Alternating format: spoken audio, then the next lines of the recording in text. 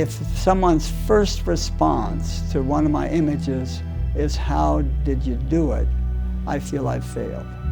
I don't mind that being the second question, but their first response should be like, "Oh, that's, strange," or, "Gee, let's relate." It reminds me, they just have some emotional, authentic, real response.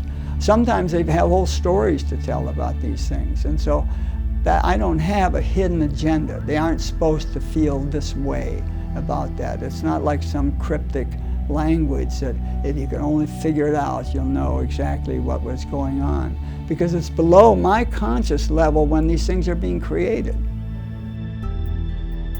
You're the carrier of the symbolic intent. Obviously, themes will reoccur, but a lot of times, if you read books on the brain, these are not at a conscious level. I'm not consciously picking out symbols. Well, if I do this, that'll refer to that. No, you can't intellectually do that. But it's after the fact that you create these conditions that allow other people to find ways of connecting to them. Black and white in general gives you a broader reference, because sometimes the color itself can be so seductive that sort of adds a kind of distortion. I mean, everything has to feed in to support whatever image is being made. I can remember, Life magazine one time, they ran a whole series of color photographs of some war, maybe it's the Vietnam or whatever, but I remember there's these gorgeous landscapes and, the color of the landscape and the red. It was somehow, in black and white, they were much more powerful in terms of being photographs of tragic events. I'm totally, because of the way I function, working in the darkroom with black and white. And I was brought up at a time when, the leading films were the Bergman films, that if something was serious, it was in black and white. I was lecturing in Boston in 1982. I showed a wave breaking, and there was this lone little boat.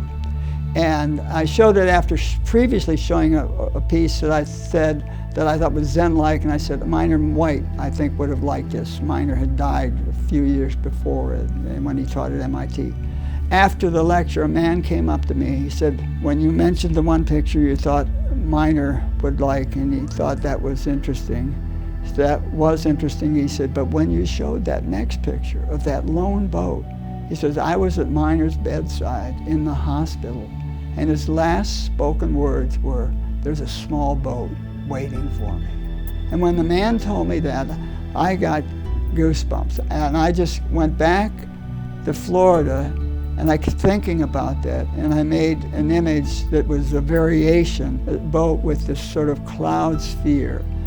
From that day on, the boat became a metaphor for me as a spiritual kind of journey. Plus, I did then, as an academic, read about the death experience, and many people experience a tunnel of light. Or most belief systems involve some body of water that people have to somehow transgress. Or you hear songs of gospel songs. You could go on and on about that metaphor. It's so open-ended.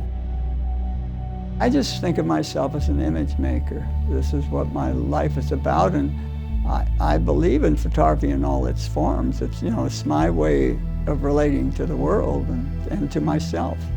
You're after being authentic, being who you are, and having some sense of craft that can allow this vision to sustain itself.